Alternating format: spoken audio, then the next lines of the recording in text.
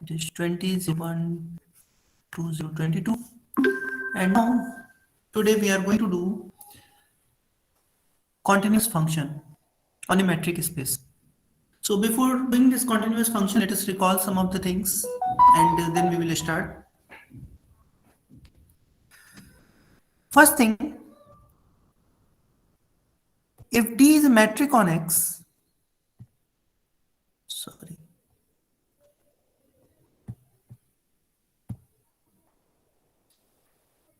Yes, recall if D is a metric on a set X is discrete, then each subset is open and closed also. Just I want to say that there are two things. One is discrete metric and one is discrete metric space. Discrete metric मतलब जो metric हमने define की थी D of X I is equal to 0 if x is equal to y and 1 if x is not equal to y.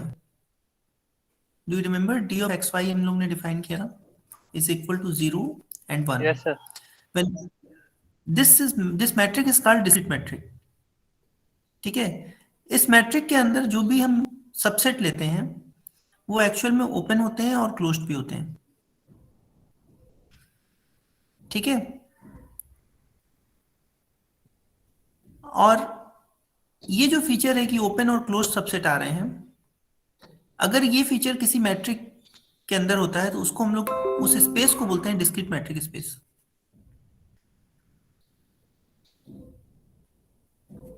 चलिए हम इसको जरा सा डिटेल में बता देते हैं आपको.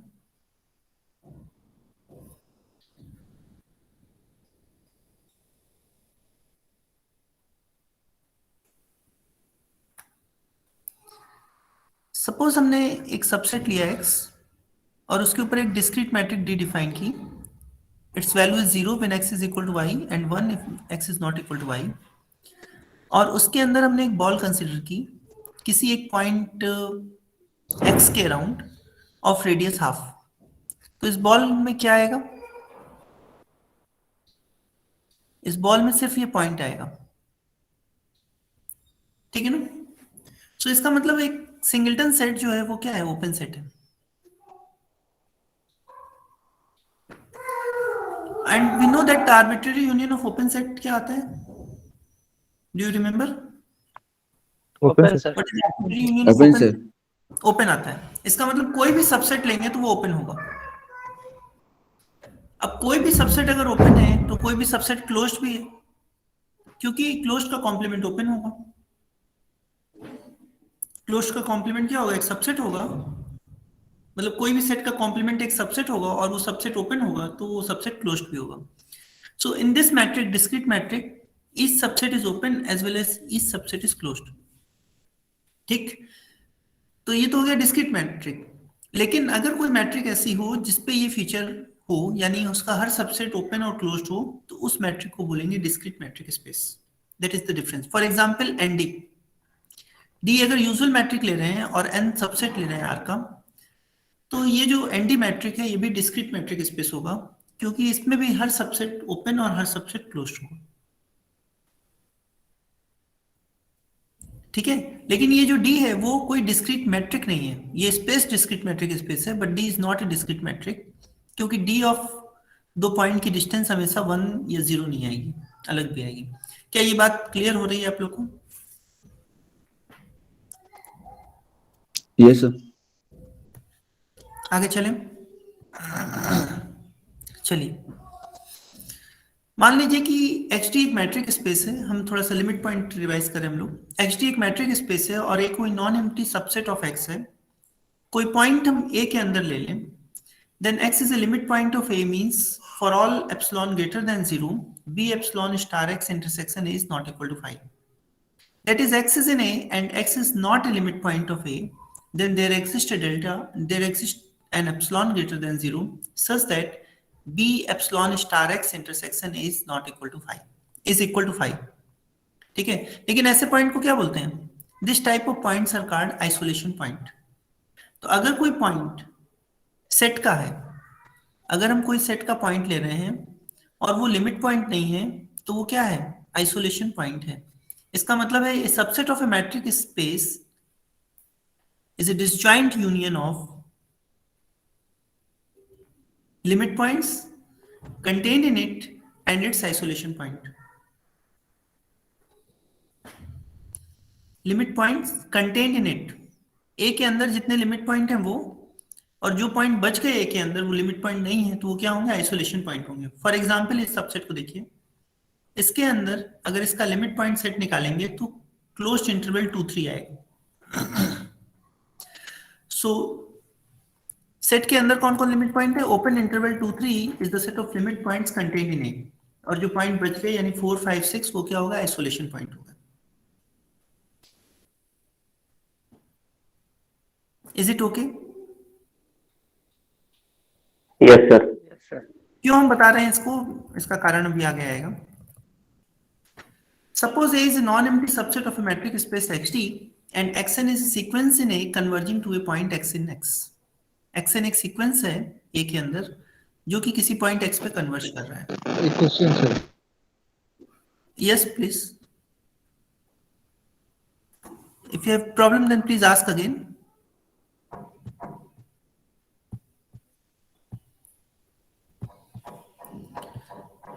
Any problem?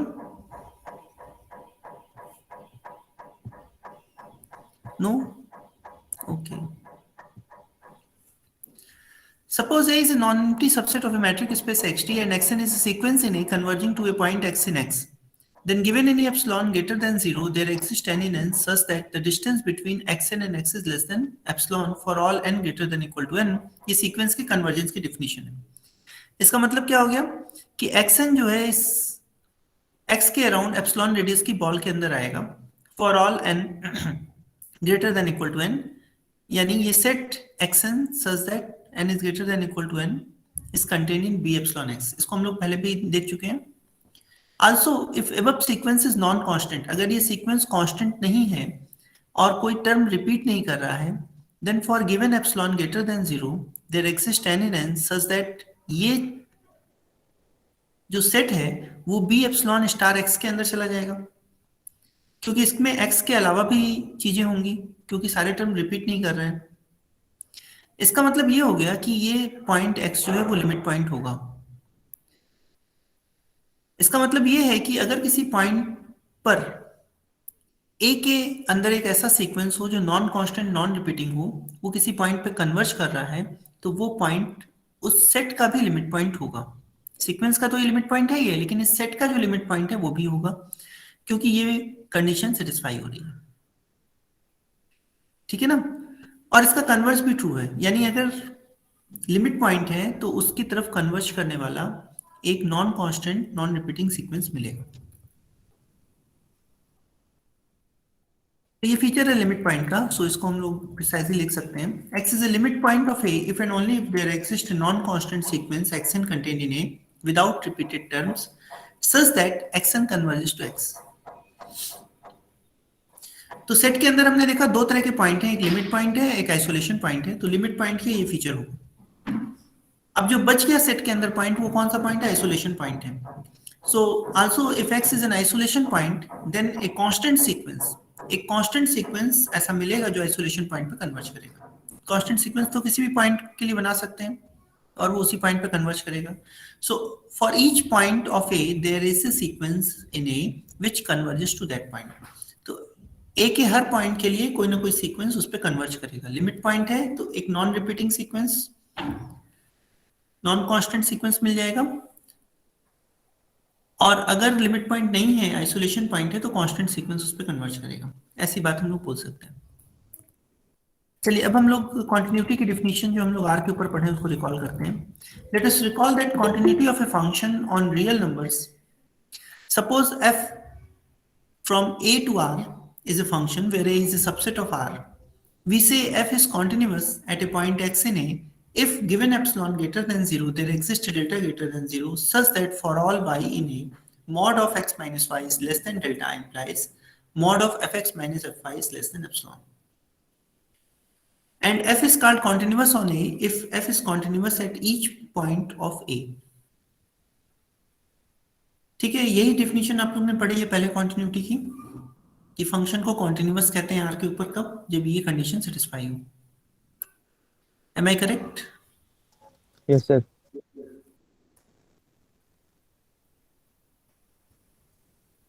ठीक है, this is continuous at a point X, और जब हर पॉइंट पे कॉन्टिन्यूअस हो तो उसको हम बोलते हैं पूरे डोमेन में कॉन्टिन्यूअस है।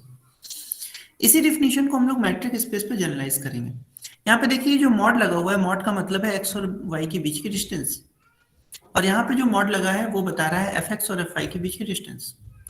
सो हमको क्या करना है, मैट्रिक स्पेस में आने के बाद ये जो मॉड लगा है इसको हम लोग मैट्रिक से रिप्लेस कर देंगे। So suppose x d1 and y d2 are metric spaces and A is a non-empty subset of x. We say a function f from A to y is continuous at a point x in A.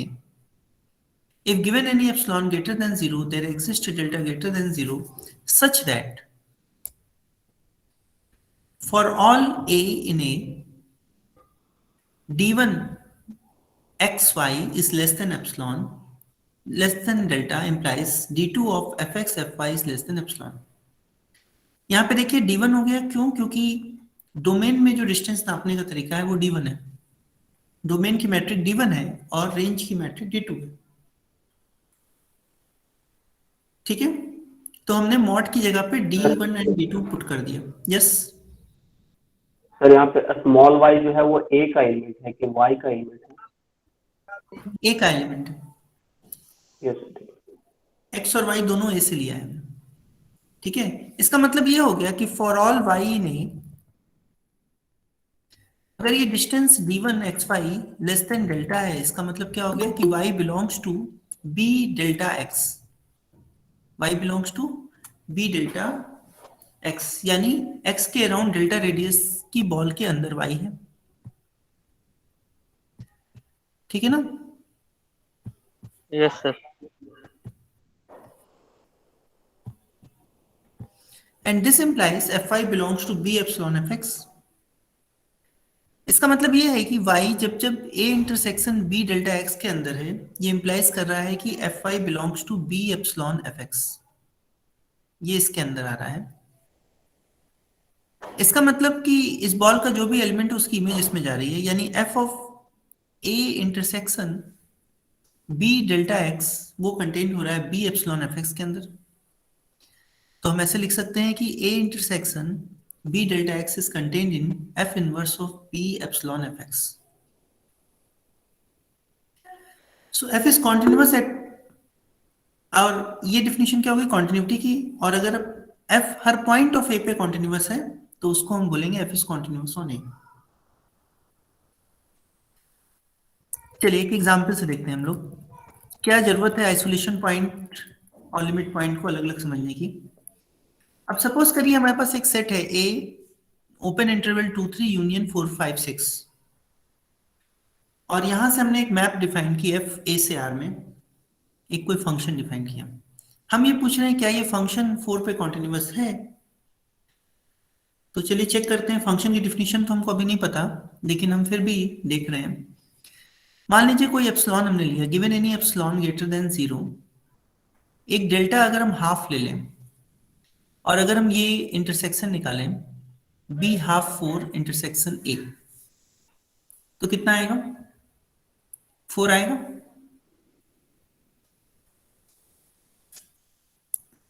Is it okay? Yes, sir. अब हम इसकी अगर image निकालेंगे, इस पे f लगाएंगे, तो क्या आएगा? f4 बनेगा। अब एप्सिलॉन कितना भी छोटा बड़ा लीजिए आप, f4 के अराउंड अगर आप एक बॉल बनाएंगे तो उसमें f4 तो आएगा ही आएगा, आएगा ना? इसका मतलब ये जो कंडीशन ऊपर लिखी थी वो सेटिस्फाई हुई। कौन सी कंडीशन? ये जो लाइन लिखी है, f of a intersection b delta x is contained in b epsilon fx। इसका मतलब क्या हो गया? फंक्शन कॉन्टिन्यूअस हो गया। Even if we do not know the definition of the function, we prove that the function is continuous at 4. And this is because 4 is an isolation point of the set. और same feature है 5 और 6 के साथ। तो जितने isolation point हैं किसी set के, उस सेट पे कोई भी फंक्शन डिफाइन कीजिए, उन पॉइंट्स पे वो फंक्शन कॉन्टिन्यूअस हो जाएगा। जैसे यहां पे हो गया ठीक है, तो प्रॉब्लम कहाँ पे है? प्रॉब्लम जो सेट के अंदर लिमिट पॉइंट्स हैं उनके साथ है। तो फंक्शन की अगर कॉन्टिन्यूटी मेनली चेक करनी है तो हमको कहाँ देखना है? उनके लिमिट पॉइंट पे देखना है, क्योंकि आइसोलेशन पॉइंट्स जो सेट के अंदर है उसके ऊपर फंक्शन हमेशा कॉन्टिन्यूअस हो जाता है। So a function is always continuous at isolation point of the domain. That is why continuity of the function is always checked at limit points of the domain. Domain के जो limit point है mainly continuity उन्हीं पे देखी जाती है, isolation point पे continuity नहीं देखी जाती है। सर ठीक है, यस। सर ये जो F4 का ये जो F4 का इमेज जो कंटेंट हो रहा है एप्सिलॉन रेडियस के बॉल में, सर वो एक बार फिर से बता दीजिएगा।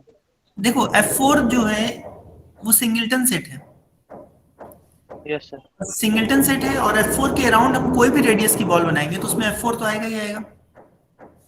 Yes sir. अच्छा। That's why this bracket F4, the singleton set is contained in B epsilon F4.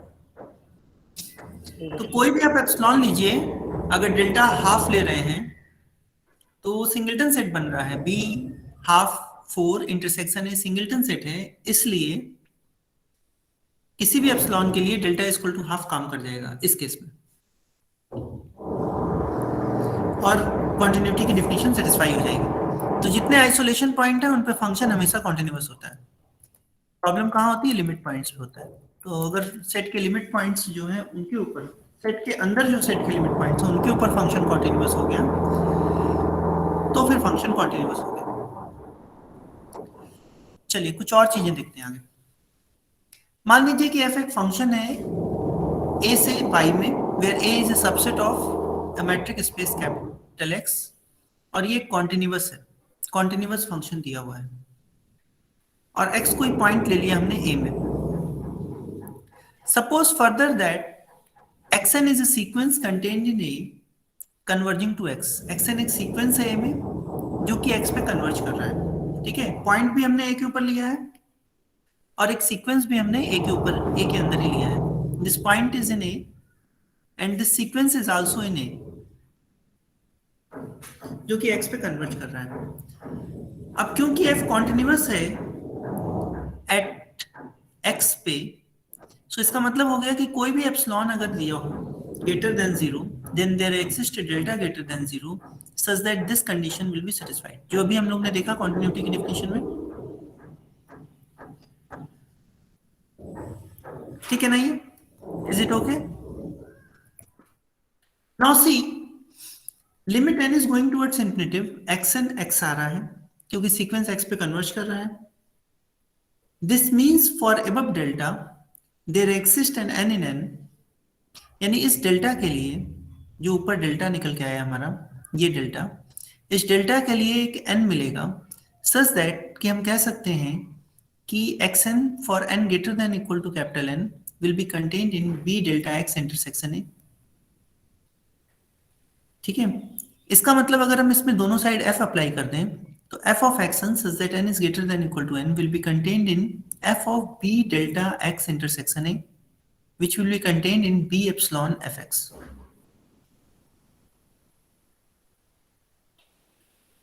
Is it okay? Yes sir. This means that given any epsilon greater than 0, we got an capital N in n such that f of xn such that n is greater than equal to n is contained in B epsilon fx. और इस definition का मतलब क्या हो गया? इसका मतलब ये हो गया कि limit n is going towards infinitive, f of xn हम निकालेंगे तो fx आएगा। इसका क्या मतलब हो गया? इसका मतलब ये हो गया कि f अगर कॉन्टिन्यूअस फंक्शन है at some point x in a, then for any sequence xn in a which converges to x, यानी x पे कन्वर्ज करने वाला कोई भी सीक्वेंस ले लें तो उसकी अगर हम इमेज निकालेंगे तो वो सीक्वेंस fx पे कन्वर्ज करेगा। उस सीक्वेंस की इमेज कहाँ कन्वर्ज करेगी? fx पे कन्वर्ज करेगी। फिर से देखिए, अगर किसी पॉइंट x पर कोई फंक्शन कॉन्टिन्यूअस है और एक सीक्वेंस a के अंदर यानी डोमेन के अंदर एक सीक्वेंस मिल रहा है जो उस फंक्शन उस पॉइंट पे कन्वर्ज कर रहा है, तो सीक्वेंस की इमेज उस पॉइंट की इमेज पे कन्वर्ज करेगी। Is it okay? So this above Yes, thing sir. can also be written as for a continuous function f on x, एक continuous function f लेंगे x के ऊपर, then limit n is going towards infinitive, f of x n हमको निकालना है, यानी sequence image लेने के बाद लिमिट निकालनी है, तो हम क्या कर सकते हैं, लिमिट पहले लेकर फिर इमेज निकाल सकते हैं, दोनों एक ही चीज है। ये स्टेप देखिए, दोनों एक ही चीज है ना। Limit n is going towards infinitive f of x n, ऊपर देखिए, this is f of x और x की जगह हम क्या लिख सकते हैं, limit n is going towards infinitive x n। समझ में आ रहा है?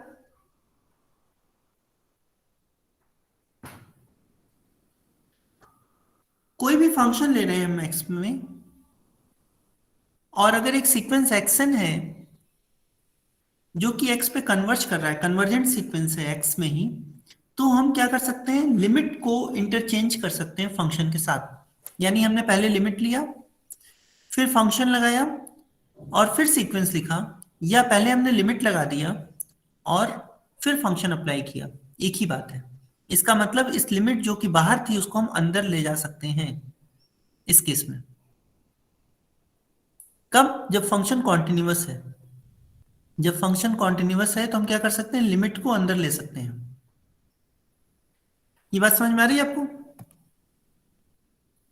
जैसे for example mod function continuous होता है, आप जानते हैं मॉड फंक्शन का ग्राफ जानते हैं, ये फंक्शन एक कॉन्टिन्यूअस फंक्शन होता है।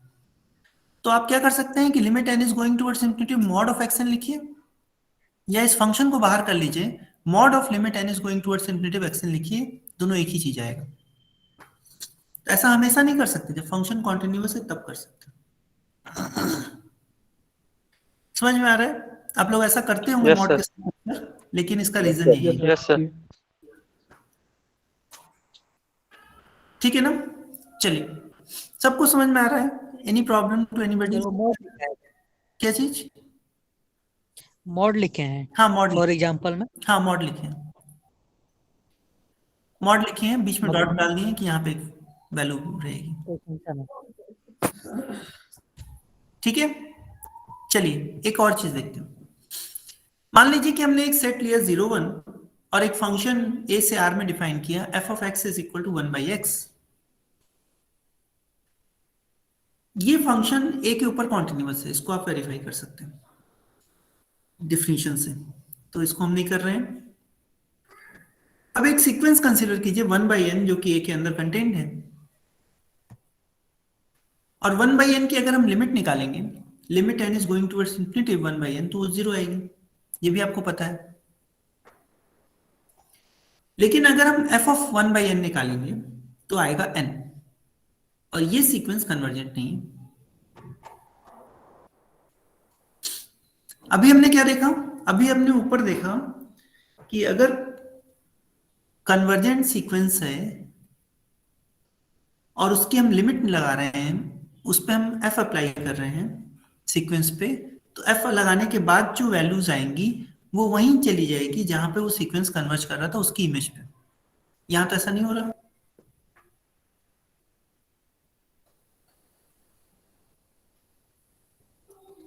हो रहा है यहाँ पे ऐसा? No, sir. क्यों नहीं हो रहा है? क्योंकि ऊपर की डिफिनीशन में देखिए, एक चीज ध्यान दीजिए, यहाँ पे जो हमने लिमिट पॉइंट लिया था वो सेट के अंदर था। लिमिट पॉइंट जो था वो क्या था? सेट का ही पॉइंट था। लेकिन देखिए यहाँ पे जो लिमिट पॉइंट है वो सेट के बाहर जा रहा है। इसका लिमिट पॉइंट क्या है सीक्वेंस का? इस सीक्वेंस का लिमिट पॉइंट है 0 जो कि सेट में नहीं है। ठीक है ना? उस पे ये फंक्शन एक्चुअली डिफाइंड ही नहीं है। This function is not defined at 0। तो सर यस, ये जो लिखा ना limit of f 1/n and से कंटिन्यू, सर n कैसे आ रहा है? ये नहीं समझ में आ रहा है। सर यस सर, यहाँ सर n कैसे फिर पाया? नहीं, ये जो सीक्वेंस है 1/n, ये तो 0 की Hello, तरफ sir. टेंड कर रहा है। हेलो यस यस, सर वो फंक्शन जो है हमारा 0 पर कंटिन्यूअस नहीं है ना, और वहाँ पे मेंशन है कि जिस पॉइंट पे आप चूज कर रहे हो पॉइंट पे फंक्शन कंटिन्यूअस होना चाहिए, तब यस सीक्वेंस इधर होगा तो उधर कन्वर्जेंट यस होगा। Yes yes yes that's what I am saying कि ये फंक्शन 0 पे डिफाइंड ही नहीं है एक्चुअल में, इसका डोमेन है 0 1। तो ये जो पॉइंट हमने लिया था वो कहाँ का होना चाहिए, डोमेन का होना चाहिए, और उस पे फंक्शन को कॉन्टिन्यूअस होना चाहिए, इसलिए ये प्रॉब्लम यहाँ पे हो रही है। ठीक है ना, तो फंक्शन 0 पे डिफाइंड ही नहीं है, कॉन्टिन्यूअस भी नहीं है, क्योंकि डोमेन हमारा 0 1 है। सो लेकिन एक चीज यहाँ से ये भी पता लग रही है कि अगर हम इमेज ऑफ कन्वर्जेंट सीक्वेंस लेंगे अंडर ए कॉन्टिन्यूअस मैप, तो वो कन्वर्जेंट सीक्वेंस की जो इमेज है वो जरूरी नहीं है कन्वर्जेंट है। जैसे कि 1 बाई जो जो एग्जाम्पल हमने अभी लिया 1/n जो सीक्वेंस है उसकी जब हम इमेज ले रहे हैं fx के थ्रू, f के थ्रू, तो वो इमेज एक सीक्वेंस तो बन रही है लेकिन वो कन्वर्जेंट सीक्वेंस नहीं बन रही है। So image of A convergent sequence under A continuous map need not be convergent. ठीक है, और हमारे जो ऊपर हमने रिजल्ट बताया वो फेल भी नहीं कर रहा है यहाँ पे, क्योंकि दोनों में अंतर इतना है कि यहाँ पे फंक्शन x पे कॉन्टिन्यूअस था और यहाँ पे फंक्शन x पे डिफाइंड ही नहीं है पहली चीज तो, और कॉन्टिन्यूअस तो नहीं है। ठीक है ये बात, is it okay? Yes sir. चलिए आगे चलते हैं। अच्छा, एक चीज और ध्यान दीजिए, 1/n जो है वो कोसी सीक्वेंस होता है, लेकिन f ऑफ 1/n वो कोसी सीक्वेंस भी नहीं है। So image of A Kosi sequence under A continuous map need not be Kosi. तो ये दो चीजें हैं कि अगर कॉन्टिन्यूअस मैप से कन्वर्जेंट सीक्वेंस की इमेज ले रहे हैं तो वो कन्वर्जेंट है, ये भी जरूरी नहीं है, और कोसी सीक्वेंस की इमेज लेंगे तो वो कोसी है, वो भी जरूरी नहीं है। ठीक है, चलिए अब कुछ और देखते हैं। सपोज करिए f एक फंक्शन है a से y में, such that for any sequence xn contained in a, if limit n is going towards infinitive xn is equal to x in a, then limit n is going towards infinitive f of xn is equal to fx. So it is not given that this function is continuous. The only thing which is given is that if there is a sequence which is converging to a point x in a, then the image of that sequence is also converging to the point fx. Now suppose E is a closed subset of y. मान लीजिए कि E कोई y का close subset है। ठीक है, so what I am doing is that, so this is your suppose A, which is a subset of some metric space capital X, and we have a map from here to y. This is y, suppose. Okay, and what I am saying that given any sequence which converges to a point x in a, then its image will also converge to fx. Now take a closed subset E of y. So I take a closed subset E of y. Suppose this is E. So f inverse of E. So if I will consider f inverse of E, it may be a bigger set. It may be like this.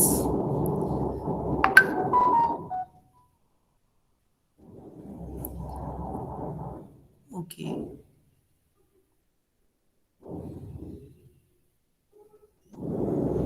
So sorry, E is a closed subset of I, and one second, let me correct it.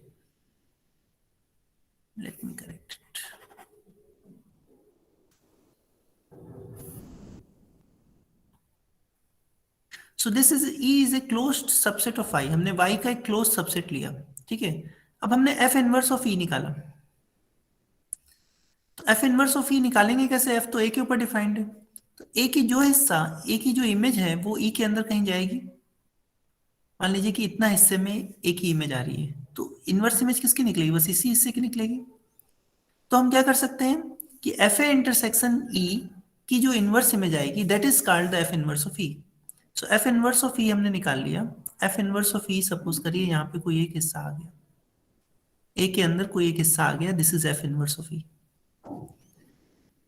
ठीक, this is F inverse of E. So the question is that is f inverse of E contains all its limit point? क्या f inverse of E closed होगा? E हमने क्या लिया? हमने closed subset लिया. तो inverse image of closed set एक क्या मिनट। closed है? Hello sir, Yes. सर एक थ्योरम होता है ना कि अगर फंक्शन कंटिन्यूअस है तो inverse inverse sorry closure open inverse image उसका ओपन एंड क्लोज ही रहेगा। If F is continuous and inverse image of open set and close set is open and close करके, तो यहाँ पे Yes. अप्लाई कर सकते हैं ना उसे। बट अभी तो हमने ये नहीं कहा कि फंक्शन कॉन्टिन्यूअस है. और ये अगर इसका अच्छा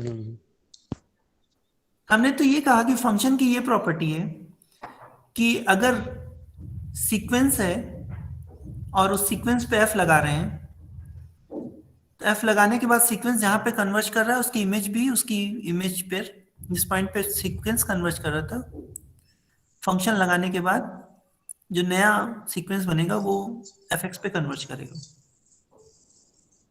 हाँ सर। ठीक है ना? हम्म। ठीक. लेकिन आप जो कह रहे हैं हम प्रूफ वही करने जा रहे हैं. अभी हम दिखाएंगे कि ये सारी कंडीशन आपस में इक्विवेलेंट है. Okay, so f inverse of E also contains all its limit point. Suppose x is in A is a limit point of f inverse of E. हम ये दिखाएंगे अभी कि f inverse of E contains all its limit point. इसका मतलब f inverse of E closed होगा, यानी inverse image of closed set closed आएगी इस केस में. Okay, so suppose x is in A is a limit point of f inverse E. So f inverse E का ये limit point है, कोई point x हमने लिया A में, कोई पॉइंट x लिया हमने A में, और हम कह रहे हैं ये f इनवर्स E का लिमिट पॉइंट है.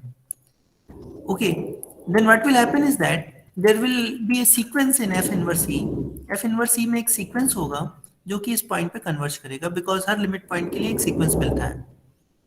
लेकिन f की प्रॉपर्टी से अगर हम इस सीक्वेंस पे f अप्लाई करेंगे तो ये सीक्वेंस की जो इमेज आएगी वो fx पे कन्वर्ज करेगी, और ये सीक्वेंस क्योंकि ये f इनवर्स E था, ये xn जो सीक्वेंस था वो f इनवर्स E का सीक्वेंस था, because xn is a sequence in f inverse E, so f of xn will be a sequence in E and E is closed, so its limit point fx will be in E. So if fx will be in E, then x will be in f inverse of E. So it means f inverse of E contains all its limit point, so f inverse E is a closed subset of A. Is it okay? Please see again.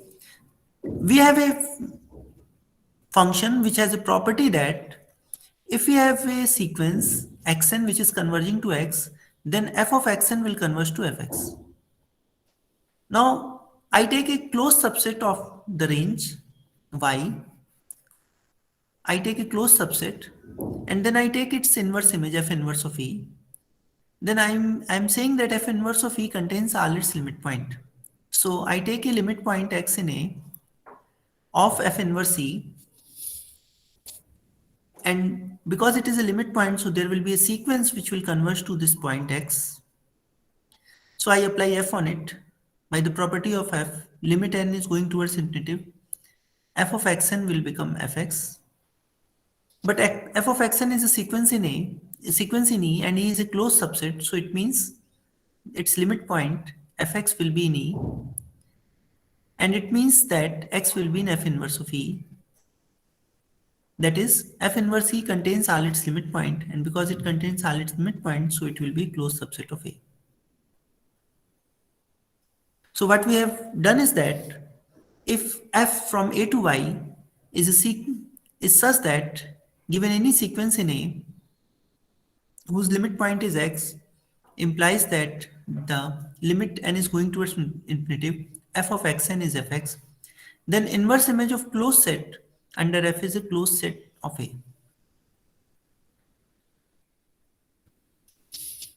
ठीक है? Is it okay?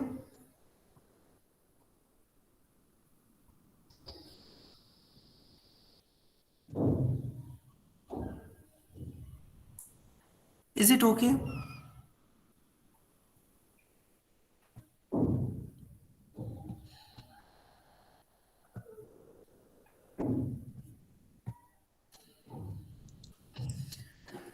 Yes, Sanjay, you have raised your hand. Sujay, any problem? Sujay?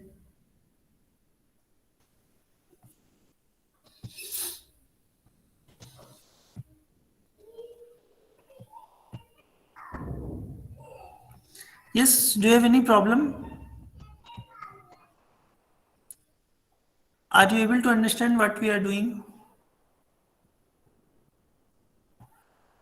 Yes, nobody is Sir, responding. Sir ये condition if and only होती है ना, अभी हम F is दिखाएंगे। Continuous implies. अच्छा यस, अभी इसको दिखाएंगे। We will show it now.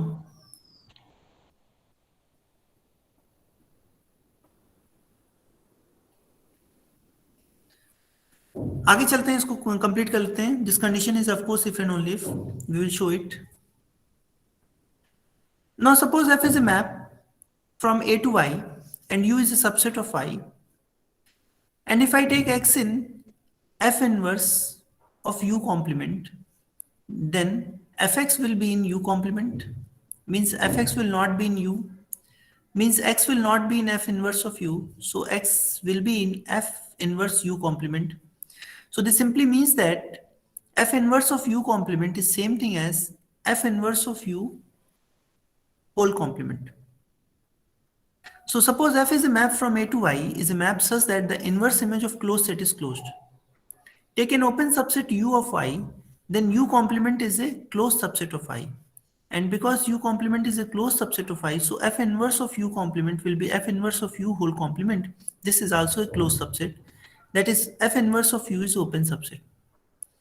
And converse is also true. So it means inverse image of open set is open under a map if and only if inverse image of closed set is closed under that map.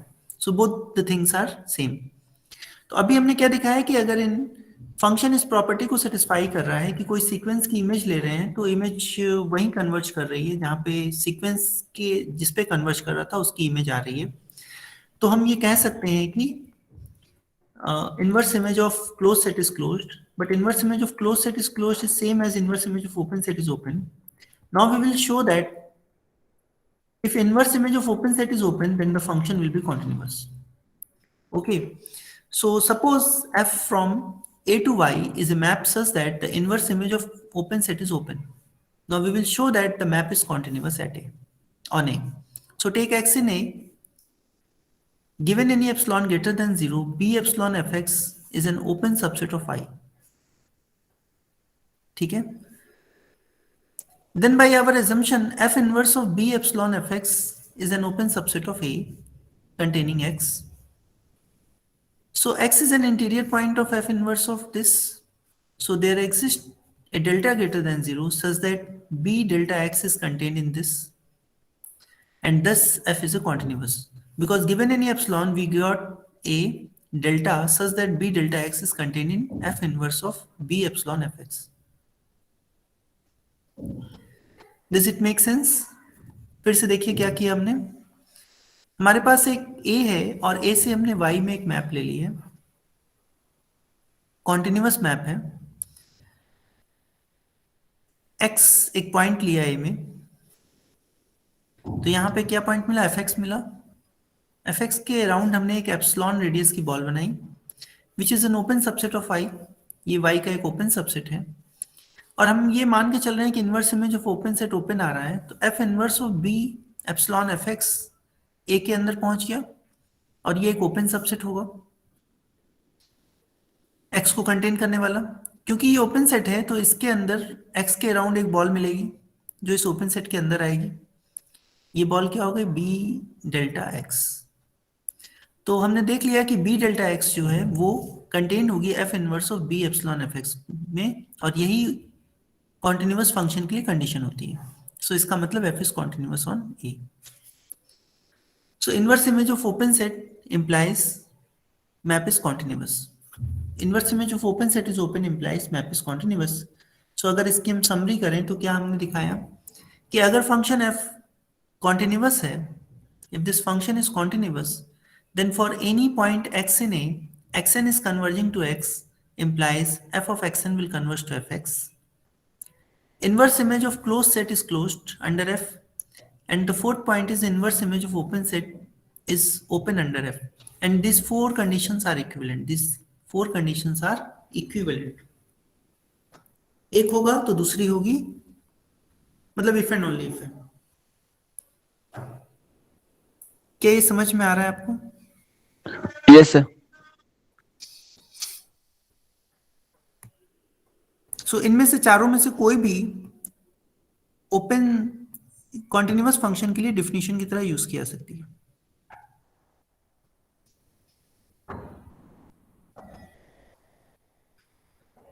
ठीक है, चलिए इसको यहीं पे हम लोग stop करते हैं और फिर आप लोग इसको देखिएगा. सर इसका नोट सर.